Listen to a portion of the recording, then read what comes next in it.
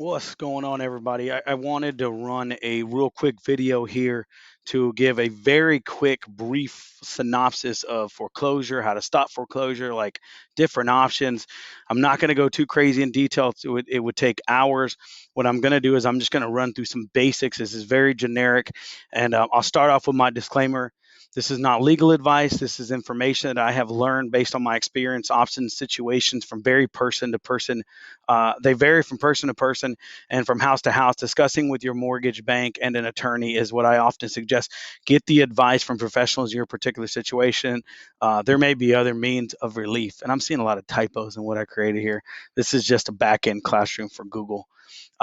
So yeah, this isn't anything we share on platforms. So here it is. I'll be quick. The quickest explanation of what foreclosure is from a lender in the state of Texas, guys, is you're in a mortgage. The number one thing you need to understand about your mortgage, it is a debt collection device. So your lender is a debt collector. The moment you sign that document, they're a debt collector. Their job is to collect the money from you. Their job is to get an interest and either help themselves out or their investors or however it may be. And you have a day called Texas Tuesday. So if they go and they file a lawsuit in order to foreclose on the property, they file with a local courthouse. It's called Texas Tuesday. It's the first Tuesday of every month. It's auctioned at the courthouse. If the property is not sold for a satisfactory amount to the bank, then the bank will then take possession of the property. Now they went from debt collection to asset management. So now they manage that asset internally with the bank, or they may have an outside asset manager. It totally depends on the company. Um, the biggest things I can tell you about stopping foreclosure, number one, communication. Do not avoid the bank. Communicate with them. Work it out with them. They don't want your asset. They don't want to take the property. Dodging the mortgage company is not a good thing. Number two, know your options. Discuss them with the bank. Discuss them with professionals. Get yourself an attorney involved. Like that's one thing I often recommend. And we'll go through the different options, different types of attorneys you may need, and things like that. Um, so here are the options. We're going to run through quickly. Number one is having a conversation about what we call forbearance or deferment. Banks can work out a payment plan for you to say, hey, let's sign this document, or we're going to take the payments you missed, we're going to put them at the back, or we're going to spread them out over the next 6 months. I mean, there's various ways they can do it. Got to talk to your bank to find out if they offer those programs and how they work. Make sure you get into the details, like read the fine print, look at everything. You don't want to get yourself in trouble later. They have loan modifications. This is a refinance of sort. It's basically like going through the loan process again. The biggest difference is it's like getting a whole loan. You got to show your financials and you have to show hardship and things like that. It usually is a pretty lengthy process. Takes some time. Do everything they say. When they send you a notice in the mail, you got to follow it step by step. That's important. Notice. I tell people payments are usually higher than before, but this can give you more time. This can give you a way to bettering your situation. People, they usually end up good on a loan modification. They had a bad situation and now they're in a better situation, or they're getting in a better situation financially to help them with that. Another one is short sale. So short sale is the process of selling the property rather than letting go into foreclosure. The short sale often includes getting a contract on the house to sell it, negotiating with the bank to accept the terms.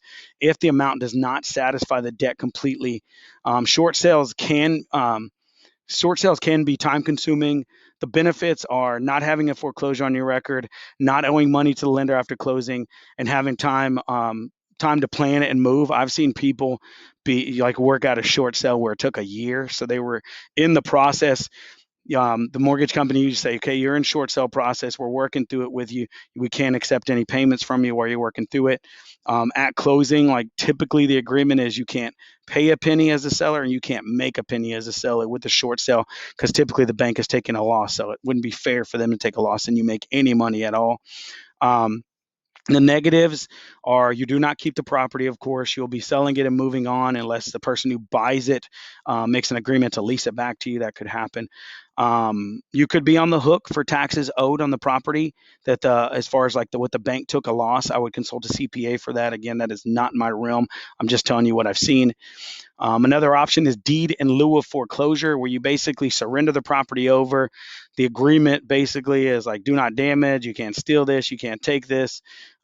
Usually at this point, they offer what's called a cash for keys as well, which I've seen it anywhere between $500 and $1,500, that they'll say, look, we're going to give you this money in agreement that you leave the property peaceful, you don't damage everything, to help you with your move to get out.